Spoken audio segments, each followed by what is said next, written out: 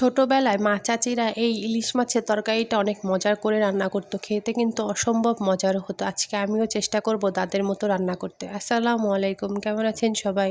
চলে আসলাম নতুন আরেকটা ভিডিও নিয়ে। আজকে আমি শসা দিয়ে ইলিশ মাছের তরকারি রান্না করব। তো তার জন্য এখানে আমি প্রথমে এই শসা কেটে নিয়েছি একটু ছোট ছোট করে, আর সাথে আলু কেটে নিয়েছি। আলু ছাড়া তো কোনো তরকারি হয়ই না, সব তরকারিতে আলুটা লাগবেই। তারপর আমি এখানে ইলিশ মাছ নিয়েছি একটা, কেটে ধুয়ে ভালোভাবে আমি পরিষ্কার করে নিয়েছি। তো এখন চলে যাব রান্না করতে।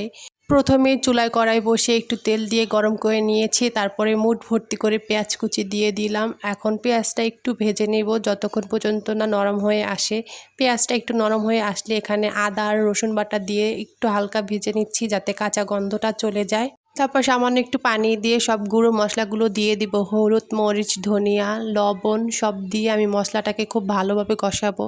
ইলিশ মাছের তরকারিতে কিন্তু তেমন কোনো মশলা লাগে না, খুব অল্প মশলায় এই মাছটা রান্না করা যায়, আর এতেই কিন্তু খেতে খুব মজার হয়। ইলিশ মাছের তরকারি যত কম মশলায় রান্না করা হয় ততই খেতে মজা হয়। তো এখানে আমার মশলাটা খুব ভালোভাবে কষানো হয়ে গেছে, উপর দিয়ে তেলও ছেড়ে দিয়েছে।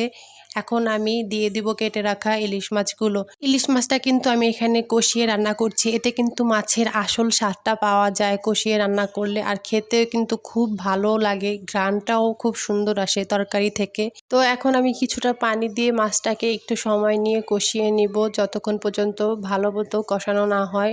আর এই তো দেখেন আমার মাছটা কত সুন্দর লাগছে, এখানে খুব সুন্দর একটা কালার এসেছে।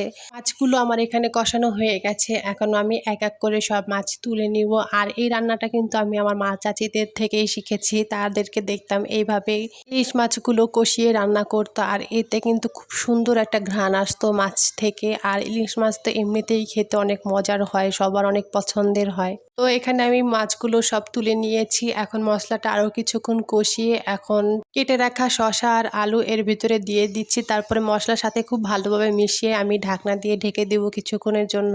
কিছুক্ষণ পর ঢাকনাটা তুলে নিচ্ছি আর এখানে একটু নেড়ে চেড়ে দিচ্ছি।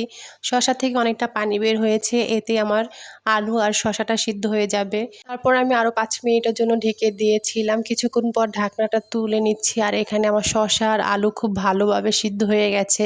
এখন আমি ঝোলের জন্য কিছুটা পানি দিয়ে দিব এখানে। ঝোলটা একটু ফুটে আসলে আমি এখানে দিয়ে দিচ্ছি কষিয়ে রাখা ইলিশ মাছগুলো। তরকারিটা আমি আরও কিছুটা সময় রান্না করে নিব।